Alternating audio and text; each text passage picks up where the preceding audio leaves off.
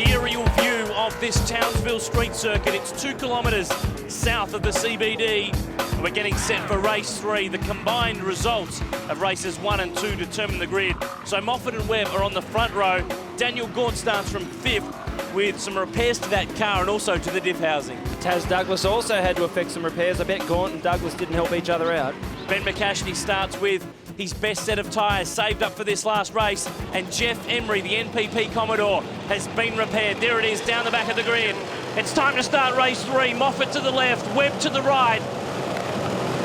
Can they make it through this turn 1 kink? And again, Moffat, the ex-Sonic Falcon, gets a great start. And Grant Denya's going well, but not quite as much. And there's contact with Webb. I can't believe Grant Denya, how quick he is off the start. He didn't care that Webb was there, and he didn't lose speed. He's still right up behind James Moffat heading into turn 2. Daniel Gaunt's made a great start. The Kiwis through to 3rd. Then it's Shane Price and Jonathan Webb. That really has affected Jonathan Webb's start, hasn't it? I'm sure he didn't have that in mind, that Grant Denya will be squeezing him towards the wall off the start line. And now David Russell trying to go through. He does get through. And Webb and Walter and Ben McCashney side by side across the bridge that takes them into Reed Park. Boy, oh boy, what a hectic first lap. And you look in the background there, Paul Morris sideways off the turn, bombs it down the inside of McCashney. Job done. It's the first time he's passed a car all weekend without going anywhere near it. Rodney Jane under real fire from Jeff Emery. That's Todd Wanless having his first run of the year, little sideways in the DBA Falcon. Not surprised to see Wanless sideways like that. He loves his speedway. Daniel Gaunt in front of Grant Denya. What a hectic opening lap, and Sam Walter again, and Paul Morris. And Paul Morris again, can you believe it? Well, yeah, I can. I thought this was a replay of an earlier race, but you can hear the car bouncing off the rev limiter and that smoke. Sam Walter is one angry unit right now. Let's have a look again. Here's the replay. There's Morris, and he's done exactly the same thing now. For a guy with so much championship experience, he shouldn't be getting involved in all this. I know he likes to race hard and tough, but that's just too much. And back to a replay of the start now. Grant Denya absolutely launches off the line, but he moved to the left. He actually moved onto Webb. Let's have a look at it again. He's made another of his trademark great starts. And there's the contact on the way through. This gives us another angle from front on at turn 1. He was just trying to sneak around Moffat, but there was an overlap with Webb. There was a bit of an overlap. He moved over, Webb moved over. You know what? The start of a race, it's always going to be hot like that. But Denya, I can't say it enough, he launches that thing off the line, I reckon better than Courtney and Johnson. He does. Oh, look at this. Morris and McCashney with problems. The DGR crew were telling me between races that his start in race 1 was 0 to 100 Ks in 3.6 seconds. In V8 terms, that's awesome. That is rocket fast. And Paul Morris, I mean, that's a very sad sight. We see here understeering off the track because of all of that damage. And Sam Walter drives past, and I wonder what he's thinking. Well, nothing we can say on national television, but that car has felt no love this weekend, not one bit. That's an older model car. It's one of the former John Faulkner and Holden Young Lions cars. Denya is covering turn 2 because Shane Price is closing in, and David Russell now is trying to get a run for turn 3. David Russell has to make up for what happened in race 2. I mean, he did come in and pit. He's down the inside of Price, wants to argue. Beautiful move, and now Jonathan Webb, will he squeeze? Brad Lowe, thought about it, putting a move on Jonathan Webb. But it's good news for Webb because after the first 2 races, he's taken the lead in the championship. Taz Douglas trying to remount something of a comeback through the field.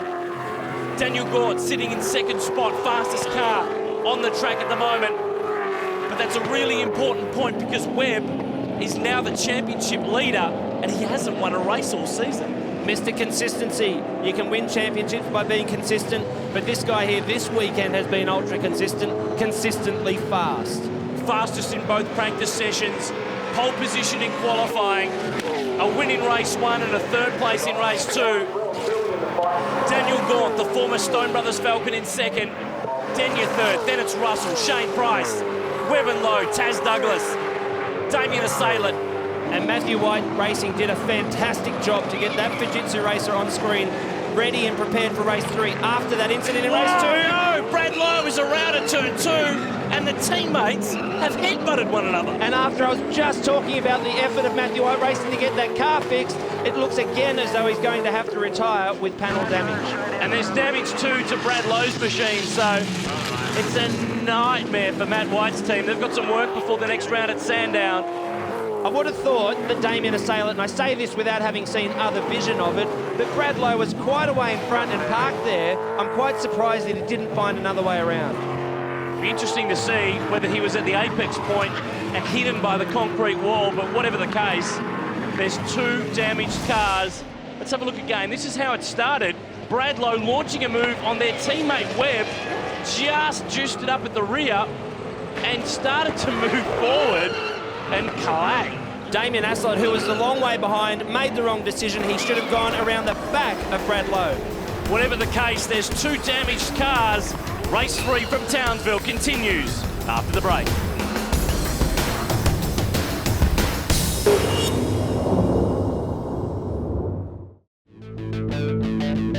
Back in North Queensland with the 3rd and final race in the Fujitsu V8 Supercar Series. This is Grant Denyer, 3rd spot in the race. Down the gears and defending from David Russell. They've actually made a change to the Nick Johnson Racing Falcon. Before this race, they've lowered the rear ride height, trying to improve the braking stability in the rear because it's been very, very nervous this weekend.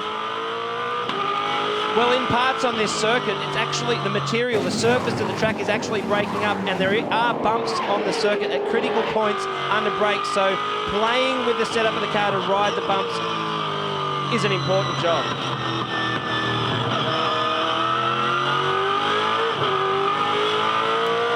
You could just hear Grant then easy on the power down. David Russell's car is getting the power down a lot better, which has allowed him to get up the inside. Turn 11, easy move. Makes it through for 3rd spot. Denyer back to 4th.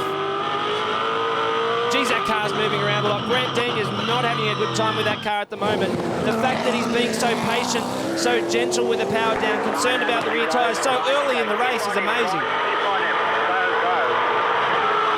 Some words from his engineer, Greg Wheeler, there on the radio. But he's still on target for a podium finish this weekend. But Shane Price is closing in the Sip and Save Commodore. This is an ex-Holden Racing Team Commodore from quite a few years ago, but still a very, very handy machine as he gets ready for the Enduros, where he will drive again for Walkinshaw Racing, expecting him to line up with David Reynolds in the Bundaberg Red Commodore. And this man is still available for hire for Phillip Island and Bathurst. Not too many seats left, but you never know where Grant might end up.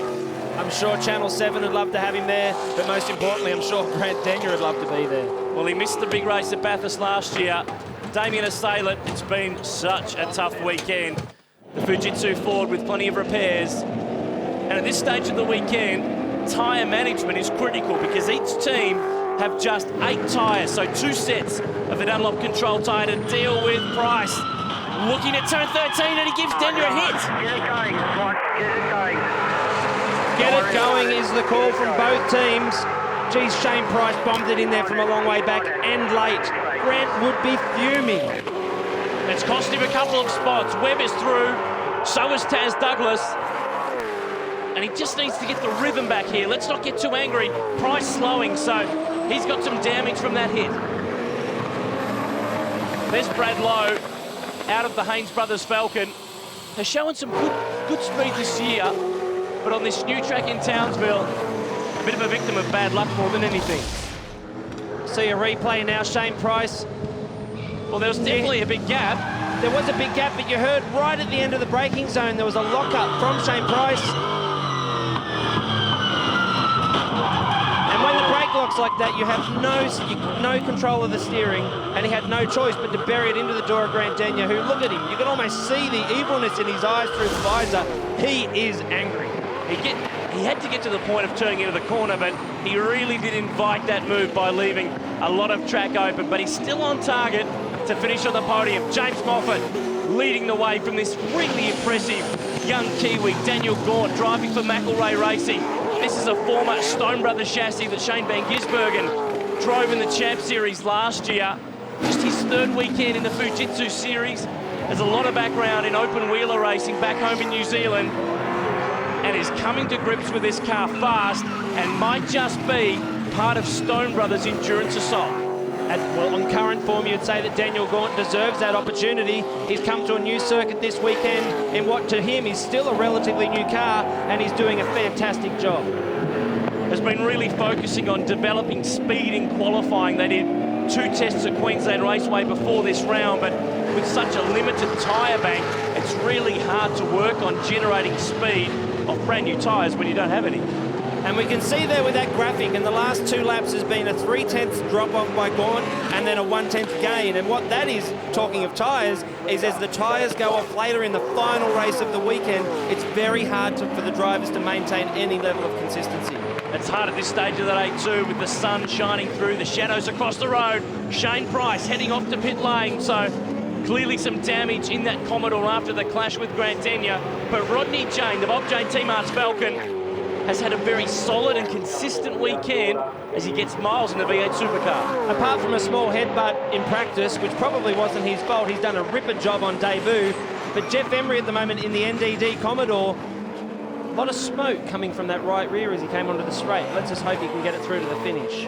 I wouldn't mind betting that's a leftover from the accident in race 2 with Paul Morrison. It looked like Sam Walter had a drama there with the right front of the Greg Murphy Racing Commodore, but Rodney Jane hasn't raced since the last round of Carrera Cup on the Gold Coast. That was in October last year. Of course, he's very busy with the Bob Jane Team Arts Corporation, so doesn't really have the time to go testing and the like so many of the younger drivers who are really trying to forge a career in V8 racing.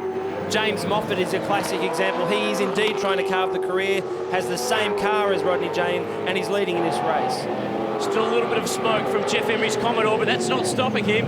Down the inside at turn 11, slipping on through the former Commodore Cup champ who raced Fujitsu a few years ago. A little bit wide there in the Tag Motorsport Commodore. And Rodney back down the inside. And a switchback from Jeff Emery. Good stuff, backwards and forwards between them.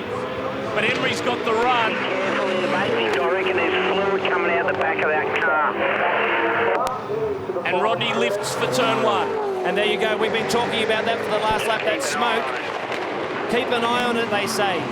That smoke looks like it's probably oil leaking from the right rear hub assembly of that car.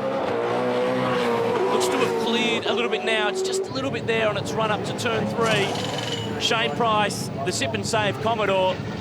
No more sipping and saving the car because he's out of race 3. That's Keith Rennie in the background there, the team manager. This was the move again. And it's right at the point where the steering input is angled and it's easy to bend the steering arm. Real shame. Sam Walter in some dramas too. We'll go to the checkered flag after the break.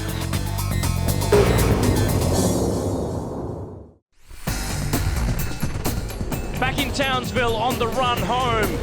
It's race 3 in round 3 of the Fujitsu V8 Supercar Series, and still this smoke continues to pour from the right rear of Jeff Emery's Commodore, but it's not really affecting his race pace. It's not affecting the performance of the car, but it's fascinating to me to think how much oil does that hold, that component on the car. It's been burning for the last 3 or 4 laps.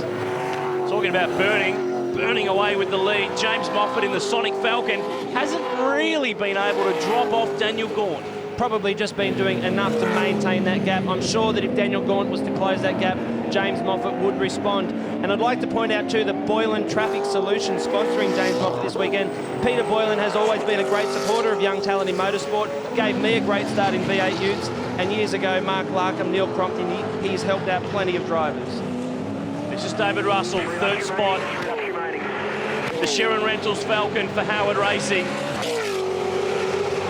He's going to earn back some points here if he finishes in front of Jonathan Webb.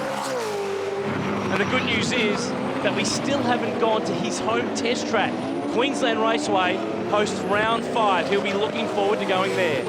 Definitely we'll be looking forward to it, but the trick is in doing that, knowing it's your test circuit, is to not put too much pressure on yourself. It's easy to do. I think we've seen it this weekend with Damien Asselet, putting too much pressure on himself. The mistakes will come if that happens. This is turn 5 and 6, a replica of turns 11 and 12 on the Albert Park Grand Prix circuit in Melbourne. And Russell's pretty safe here. He's got quite a margin back to Jonathan Webb, who in turn is comfortable in 4th spot. And as we mentioned, hasn't been a race winner this year, but has been just really, really consistent, trying to improve on finishing 3rd in the series last year for Stone Brothers. Since arriving at the Matthew White team, I'm sure he's brought a lot of experience and a lot of knowledge to the table that the other two drivers, Brad Lowe and Damien Asselet, can learn from. And this year, Jono Webb haven't been able to fault his performance. Great job. He's been very, very consistent in the ex-Stephen Richards Ford Performance Racing Falcon. And this man, Grant Denny, the Just Cuts In car, he's in 6th, down at turn 13. Let's go for a ride around this fabulous new Townsville Street circuit. This is the run down Boundary Street to the flat turn 1. But as we take this ride on this lap, I want you to imagine it's 55 degrees plus in that car. He's been sitting in it for almost an hour. Listen to him, bang down the gears. No sequential gearbox like the main series. H pattern, bang, bang, bang, down to 2nd. Feed the power on slowly. Mind the bump, Gran, mind the wall. All this is happening. It's 55 degrees and he's strapped in tight. You can hear the rear tyres struggling for grip there as he powers down off the corner. Gentle on the input of the steering. Change of direction. The body's been thrown around left to right, up over the curb. Drop a wheel in the dirt. Oh no, I've got to brake again. Turn left, right, down 2 gears. It is non-stop. And this is only lap 13. And there's a whole bunch of right-handers here which really load the left rear tyre. There's a bump there as Boundary Street that runs across to the main straight. And into this turn 11 sequence. It's something of a natural amphitheatre at this time of the day. And you've got the sun in your eyes. You've got to struggle with the gear changes while still turning, one hand on the wheel. That was a brilliant ride around this brilliant new circuit. He sits in 6th spot. And that's the news. 1 lap to go for James Moffat in race 3. He's on his way to another race win.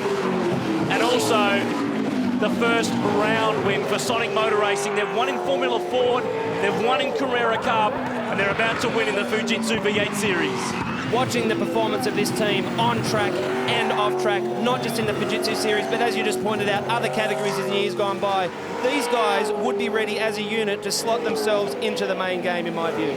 James Moffat's been Rookie of the Year in V8 Utes, in Formula Ford, in Carrera Cup.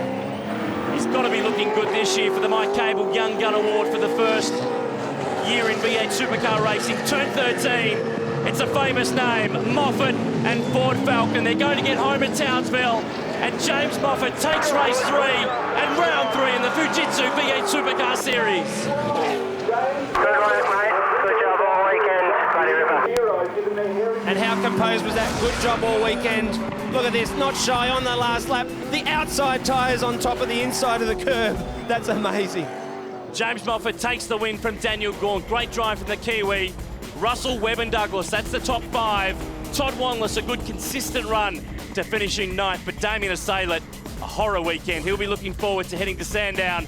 But Moffat, a first-time round winner. And that's how he does it. Clear of Webb and Denyer on the podium. Gaunt and Russell in 4th and 5th. Rodney Jane, good job in 7th. And tough weekends for Shane Price and Brad Lowe. But it's a big name back on top in V8 racing. Well, it's a pretty good feeling, to be honest. That's what we came up here to try and do, and it's been a fantastic weekend. Really enjoyed not only Townsville and the track, but just the whole atmosphere, so couldn't be happier. Well, you've etched your name in the history books for the Townsville Street Circuit.